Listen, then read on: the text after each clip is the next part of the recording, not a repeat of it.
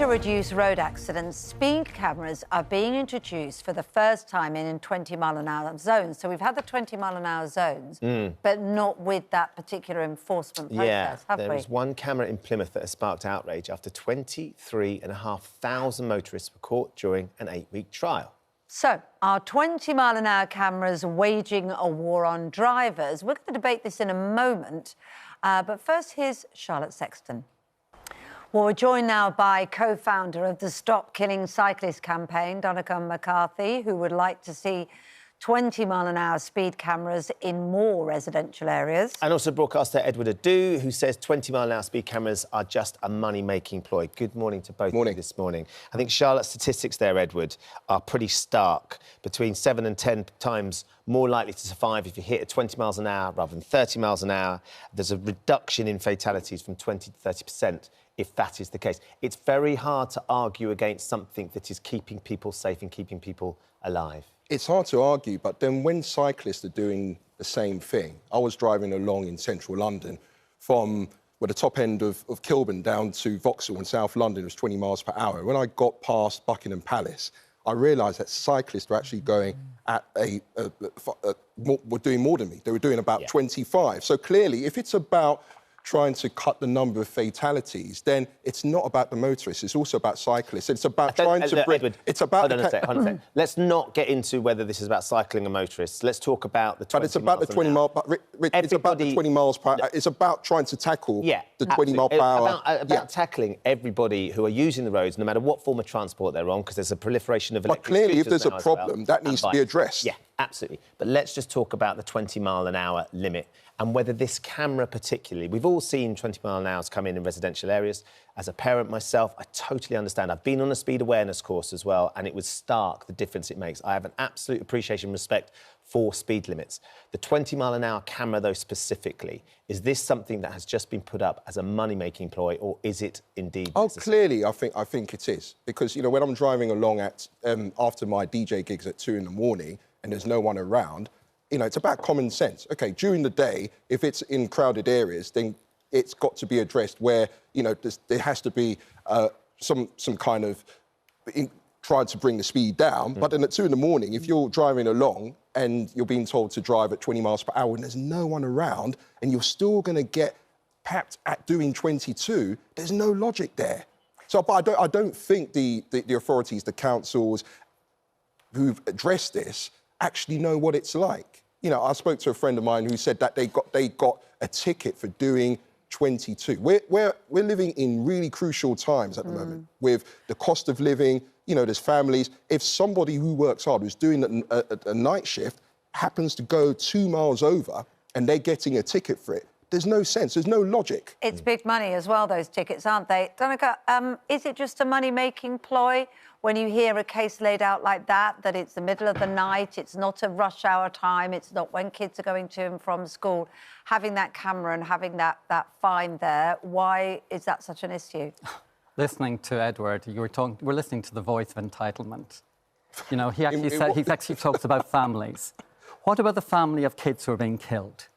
He talks about families, cost of living, the actual idea that we actually put a £100 fine up against saving lives. It's just shocking to me. Well, hang on. Are there likely to be kids out and about at 2 in the morning? There actually, at night time, there will be nurses coming home from their late night shift. There'll be parents going to work on the Good Morning show at 4 o'clock in the morning. But they'll be in cars, won't they? They won't be at risk of being hit, one would imagine. I don't know. Sorry, they could crash into another driver. This is actually safety for everybody. It's illogical for a ticket to be issued for someone driving at 2 in the morning doing 2 miles.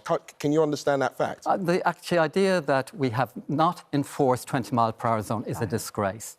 5 times more people will be killed at 30 than 20. Why have the police not enforced it up to now? This is good news for families. This is good news for kids. I mean, that's the point, isn't it, Edward? Sometimes hitting people in the wallet is where it hurts the most. Especially, and if people haven't been... Just 1 second, sorry.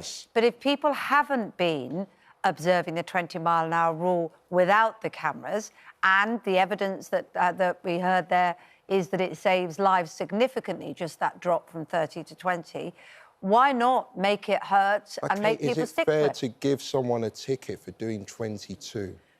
Well, I mean, there is a debate about whether speed cameras do pick up that. It might be they picked up 22. Well, actually, we've had a message here, Kate. There's a little bit of a message from Lee saying, there? I was caught in February in London along the embankment in my truck. I was caught doing 23 miles an hour while I was being overtaken by cyclists. So you can understand the frustration of Lee. The police have said very clearly in Devon and Cornwall that people who are actually barely over it will be sent on a speed course, which obviously Edward needs to do, because if he thinks speeding in the middle of the night... I really need to take... Middle of the night. One point about the middle of the night is that your vision is reduced.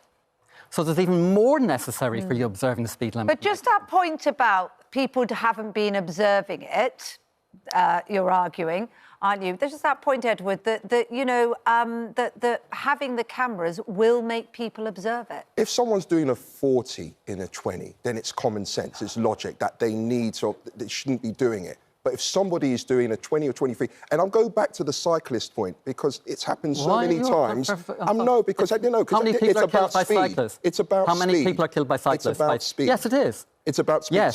So if it's 20 miles per hour, a cyclist should be adhering to that. And so why are motorists being singled out? That's the issue, and it's never discussed. This is the entitlement... And obviously it's got you angry because you don't want to address that point. This is the entitlement of the driver... It's not entitlement about a driver. It's not, because I put the point to you, and you clearly don't want to address it. It's very clear. And you're getting angry about it. This is the entitlement of the driver. He is saying that it's not that it's about speed. It is about speed. You just don't want to address it. The speed of a car at 2 tons multiplied by 20 miles per hour is horrendously fatal. The speed of a cyclist at just 60 kilograms is very minor. So the idea that... Because we don't kill people. So it's all right for you to go over 20 Well, I mean, miles. ideally, what we all want is we want the speed, any vehicle on the road to adhere to those speed limits. Yeah, Not as many cyclists will go over 20 miles an hour, but there are some still. 86% of drivers break the speed limit at 20 miles per hour. So what the police are doing today is brilliant news for families, because the idea... In Britain, only 2% of kids are cycle to school at the moment, or walk to school. In Holland, it's 70%. And that has huge impacts for families, parents and lives, because it reduces asthma, it reduces obesity, it reduces the imprisonment of our kids. I think there's one thing we're missing at here. the moment, kids are imprisoned by these guys because they're afraid of going on the road. So if it's 20 miles per hour and if cyclists are going above it, I'm not singling out cyclists. Okay. It does sound like you are. Not at all. No, come on now, let's be fair here. So if you're driving along and you're doing 20 miles per hour, and if there's a cyclist going over 20, do you think that's fair?